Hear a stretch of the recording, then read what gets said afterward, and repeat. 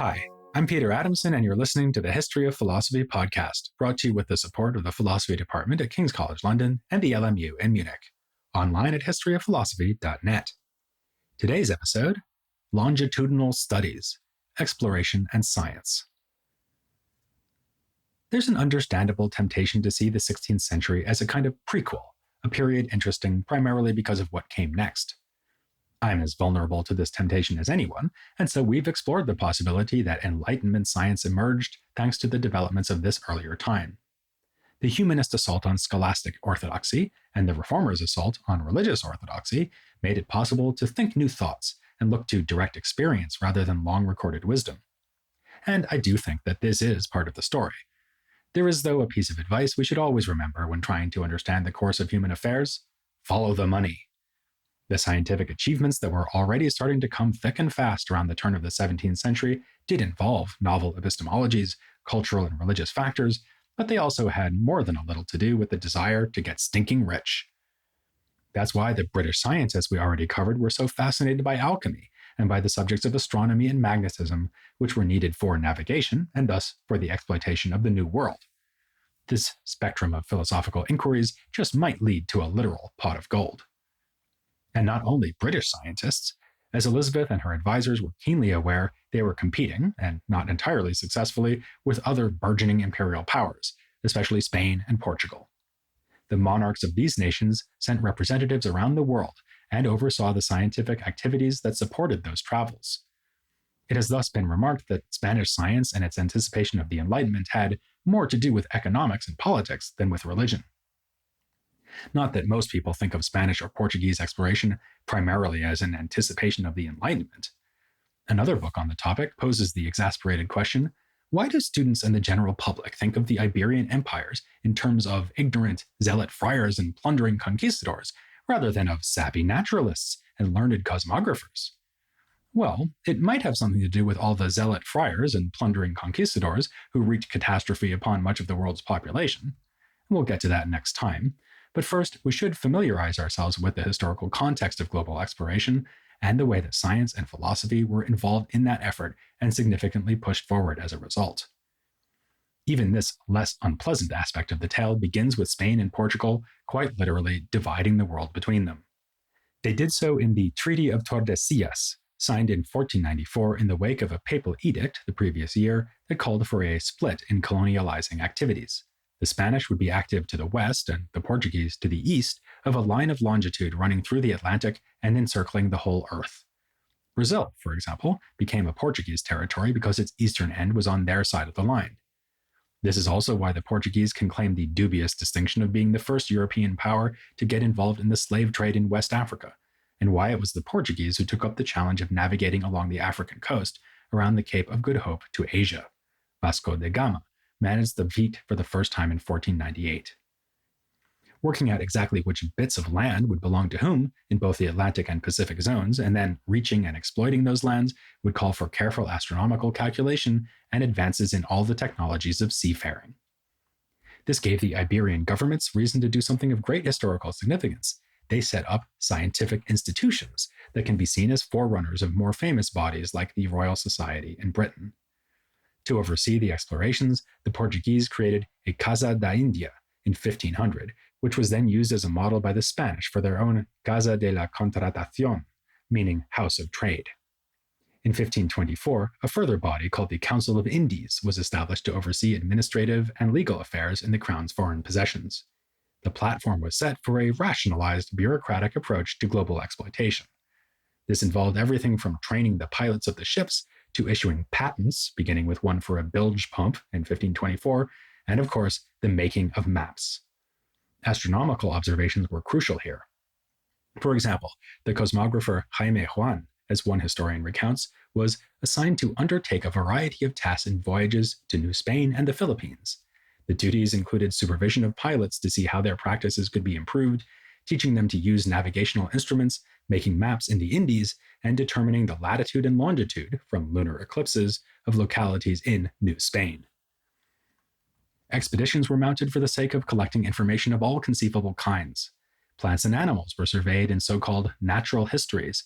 For example, Gonzalo Fernández de Oviedo's on the natural history of the Indies, which described more than 250 previously unknown species. Oviedo wrote in rapturous terms about the marvels to be found across the seas. What mortal mind would be able to understand such diversity of languages, customs, and habits in the people of the Indies? Such diversity of animals, both domestic and savage, the indescribable multitude of trees cultivated by Indians, as well as those that nature by its own operation produces without the help of mortal hands. All the plants and herbs useful and beneficial to mankind. He sent his friend an iguana preserved, presumably not very well, in a barrel of soil, and tried to describe the taste of armadillo. These were creatures that could not be found in the pages of Aristotle's zoology or in other classical authors like Pliny. The Portuguese scientist Garcia de Horta, who was active in India, put the point as diplomatically as he could. I do not speak ill of the Greeks, since there are many fine things to be found in them, but also many falsehoods. Among the most obvious falsehoods was that the ancients thought it would be impossible for humans to live at the equator. Not an unreasonable conclusion if you're living in the ancient Mediterranean, and the only example at hand is the Sahara Desert, but now European explorers were finding whole civilizations living at this supposedly uninhabitable latitude. Another Portuguese scientist, João de Castro, thus commented that experience of the world was allowing the moderns to outdo the ancients. The same conclusion was reached by a Spanish Jesuit named José Acosta, whose 1590 work, Natural and Moral History of the East and West Indies, drew on his own time in Peru. He noted that, for all that had been written about the newly discovered lands, he had not seen any author who tries to find the causes and reason of those novelties and wonders of nature. His scholastic education would have made that failing unacceptable to him. Aristotelian science, after all, demands giving causal accounts of general phenomena in nature. Acosta did his best, for example, by attempting to understand the chemical process that used mercury to extract silver from the ore that was mined in the Americas. He also gave a pretty impressive answer to a question that could hardly fail to strike those who sailed between Europe and the Americas. Why is it easier to voyage in one direction than the other? He didn't know about the jet stream, of course, but did suggest that it was the result of airs moving faster near the equator. This he further explained in non-Copernican terms by saying that the celestial sphere draws the air with it as it revolves around the Earth. More often, as Acosta himself complained, authors dealt with the overwhelming amount of novel information coming from global exploration by simply presenting it to their readers without any attempt at explanation. They did not even necessarily say whether the reports that had come to them were true. A nice example comes from the encounter with the Tehuelche people in what is now southeast Argentina. These so-called Patagonians were strikingly tall, which might have led to the realization that they enjoyed a more nutritious diet than was available in Renaissance Europe. Instead, the Europeans leapt to the conclusion that the Patagonians were giants, which prompted the further question whether they were unnatural monsters or simply rational humans of unusual size. It was hard to say, especially hearing about it at second or third hand.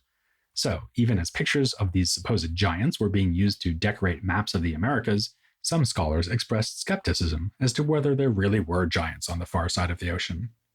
A modern-day discussion of this case concludes that, in the face of such uncertainty, scientific authors took refuge in mere encyclopedic reportage of, sometimes contradictory, evidence, leaving readers to make up their own minds. There was one thing everyone could agree on, though, that there was no substitute for going to have a look for yourself. The natural historians who actually went to the Americas to discover medicinal plants were dismissive about physicians back home who ought to take advice from those who had studied these plants in their natural habitat. Eyewitness testimony was crucial, and the Europeans were not too proud to turn to the so-called Indians for information so as to benefit from their native expertise.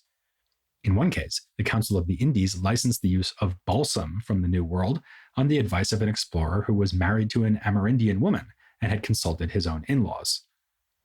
Nor did the authorities just wait for information to come in. Questionnaires were sent out to solicit information, with momentous results for the history of science and philosophy.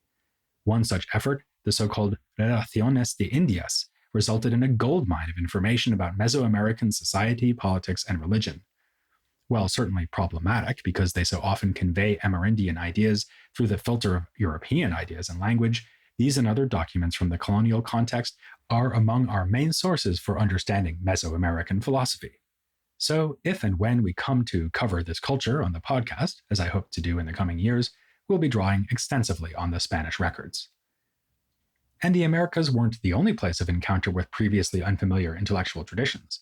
Appropriately enough, given that we've only just started our coverage of classical Chinese philosophy on the podcast, it was at this time that Europeans first had the opportunity to grapple with Taoism, Confucianism, Buddhism, and other traditions of Asian thought. The central figure in this story is another Jesuit, one named Matteo Ricci. Born in 1552 in the Italian city of Macerata, Ricci studied in Rome and then at Coimbra in Portugal, where he had the opportunity to attend classes on Aquinas given by no less a thinker than Luis de Molina. He then went to Asia as a religious missionary, one of the many Jesuits who were fanning out across the globe to spread the faith, something we'll discuss in more detail in a later episode. Ricci was initially sent to Goa on the western coast of India, which the Portuguese had established as the capital of their Eastern Empire back in 1510 after killing about 6,000 Muslim inhabitants to get a clean slate. Ricci's methods would be considerably more peaceful. He went on to reside in a number of cities in China, including Beijing and Nanjing, two of the main urban centers of Ming period China. At first, he followed the lead of other Jesuit missionaries by adopting the dress and shaved head of a Buddhist monk. In fact, his elder colleague, Michele Ruggieri, called himself Seng, the same word used for these monks. Ruggieri also had a catechism of Christian belief produced called the Tianji Shilu, Record of the Lord of Heaven, which was full of Buddhist terminology. Confusingly, in the same work, criticisms were leveled at the Buddhist worldview. Once Ricci matured as a thinker and achieved remarkable proficiency in the Chinese language, he carried out the anti-Buddhist program more consistently, but with a twist in that he had identified Confucian philosophy as a much better fit with Christianity. He started to dress like a Confucian scholar and committed classical works of Confucianism to memory, amazing his Chinese hosts with his ability to recite them at length. This won him the highest praise he could have hoped to receive. There is nothing foreign about him except for his face. Ricci's attitude towards Chinese intellectual tradition was a nuanced one. When it came to natural philosophy, he felt that they lagged well behind the Europeans. He said that the sciences are not much cultivated among them, something he explained with reference to their onerous writing system. Among these people, he had the status of another Ptolemy, since they know nothing. He duly took advantage, fashioning sundials and astrolabes more advanced than anything the Chinese had, which he would often distribute as gifts to win favor among the elites, whom he wanted to win over to Christianity. The Chinese were also impressed by the quality of European books, rather ironic since it was they who had invented paper, and also by the realism of European painting. What Ricci told them about this is telling. Chinese painters represent only the yang, whereas Europeans paint both yang and yin. As that suggests, Ricci was conversant with the terminology of Chinese philosophical literature. In fact, he developed a profound appreciation for Confucian thought, and wrote works that explored what he saw as a deep compatibility between Confucian and European philosophy. This was a true exchange of ideas between representatives of two cultures, one that Ricci dramatized by composing a dialogue called The True Meaning of the Lord of Heaven. He benefited greatly from conversations with Zhang Huang, a Confucian scholar who was a third-generation student of the great Wang Yangming, and who was determined to strip away Buddhist and Taoist ideas that had accreted to the classical Confucian tradition. Following suit, Ricci praised the ethical teachings of Kongzi, the man we call Confucius, who, ignorant of the things of the other life, had only given doctrines of living a good life in this present world and of governing and conserving the peace of the realm and the republic. By contrast, Ricci was unsparing in his criticism of other schools of thought in China. He polemicized against tendencies towards dualism and was especially concerned to refute Buddhism. Most memorable here is the face-to-face debate he had with the leading Buddhist scholar of Nanjing, whose name was Zhui Lang Hongen. Ricci had a public clash with him over the nature of the world's creator, in which Hongen dismissed the need for a transcendent power like the Christian God. Even a humble creature like a human should be capable of making all things. After all, you can create anything you want by yourself, just by thinking about it. In this case, Ricci apparently failed to appreciate the full metaphysical and epistemological import of what his opponent was saying. He simply replied that ideas are only representations of things in the world, like images in a mirror. Given his antipathy toward Buddhism, it was awkward for him that his own belief in the afterlife resonated more powerfully with that tradition than with Confucianism, but Ricci did his best to persuade his Chinese allies, who were sympathetic to Confucianism, of the Christian religion and of the power of European philosophy more generally. For example, he argued on behalf of the Greek scheme of 4 elements and against the Chinese 5 element scheme, which counts metal and wood among the fundamental materials. He even did his part to spread knowledge of Stoicism in China by translating a Latin version of the writings of Epictetus into Chinese. Of course, Ricci was no disinterested explorer of ideas. His determination to master Chinese literature and philosophy stemmed from a deeper motivation, which was to win souls for Christ. Still, he stands as the best example from this period of a European voyager who found within himself the intellectual resources and curiosity to master a non-European philosophical tradition. His strong preference for Confucianism and opposition to Buddhism showed just how deeply he had immersed himself. Ricci did not see Chinese thought as monolithic. To the contrary, he was well aware of its diversity, and within that diversity, he definitely knew what he liked. In his dealings with men like the Confucian scholar Jiang Huang or Li Zizao, a young man whom Ricci tutored in mathematics, Ricci also showed himself able to treat non-Europeans as peers and colleagues. It all makes for a sharp contrast with the behavior mostly displayed by the colonizers of the 16th century. Even as Ricci was successfully going native in China, the Spanish were meting out the most savage of treatment to the so-called natives of the Americas.